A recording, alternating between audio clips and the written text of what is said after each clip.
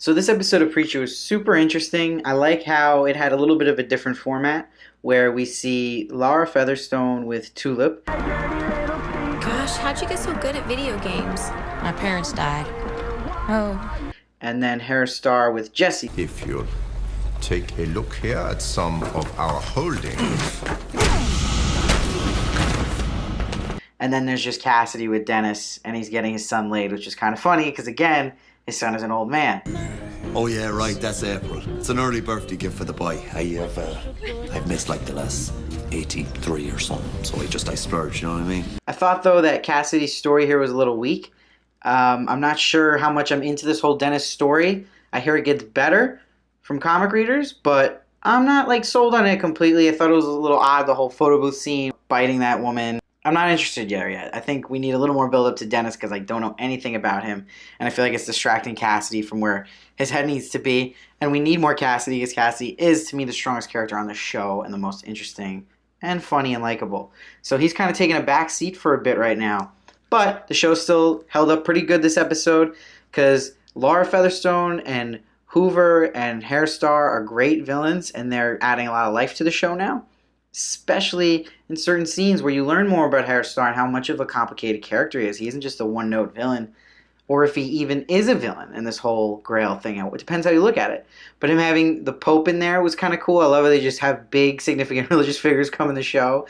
And speaking of that, also having Jesus open the show and him getting laid was wild. And it's crazy it's on network television. So again, good for Preacher for taking the courage to do what they want to do and not holding back. So that's going to pay off for them in the long run for sure on this show. The show has been a slow burn of late, but this episode opened a lot of doors to where it can go now. And you wonder, Jesse, is he going to stick with Tulip and Cassidy here on his journey for God? Or is he kind of getting tempted by Harris Starr's proposal of him being God? Tulip and Laura's scenes I really liked, particularly because she's really showing how her PTSD is affecting her with this whole Saint of Killers thing.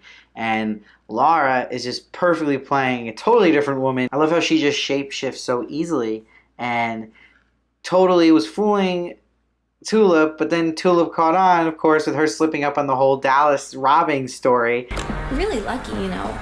You've had such an awesome life. Acting in LA, robbing banks in Dallas, looking for God. You're a survivor. And you get to do it all with someone you love and trust. I've never had that. Game over. I never told you about Dallas. What? But what a great recovery by having Hoover basically scream at her and be an alcoholic man in her life, and then she keeps kicking him when he was down, which was great on Laura's part. So that was funny how he looked up. Again, this show has a lot of funny moments. This episode was filled with them.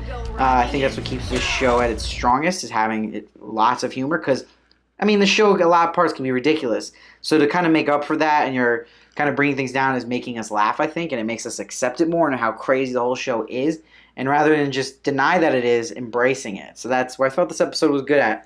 And it's really setting up for a good last 3 episodes. On Jesse's character, I mean, that scene where he met the Christ child, the inbred child, was so funny. I don't even know what to call you.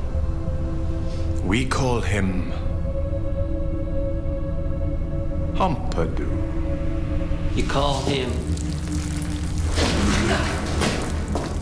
And he sees in that book, we cannot ignore that the inbred Messiah was looking at is the pictures of the dog that we saw in the early episodes. I think it was 2 or 3 this season in New Orleans. A person dressed up as a dog, the chain to them. So he's literally drawing that. So that might be God. That might be, or someone who knows God. So that was a huge clue they kind of snuck in there. So if you didn't catch that, now you know. I kind of like Harris Starr, what he's pitching to Jesse, but I don't know if I trust him because he's the villain, right? I mean, he's got a glass eye, but I like it. I like what he's thinking.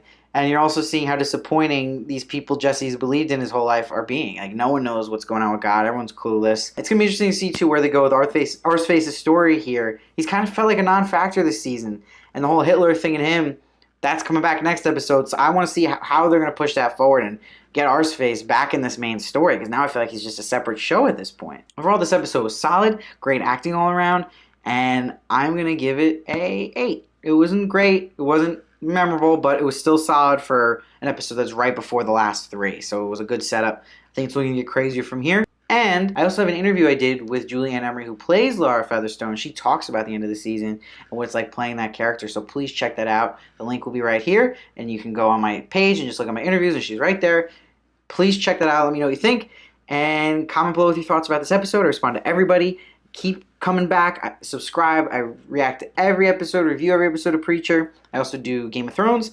I do movies, and I do trailer reactions as well. So please keep coming back, and I love to hear your thoughts.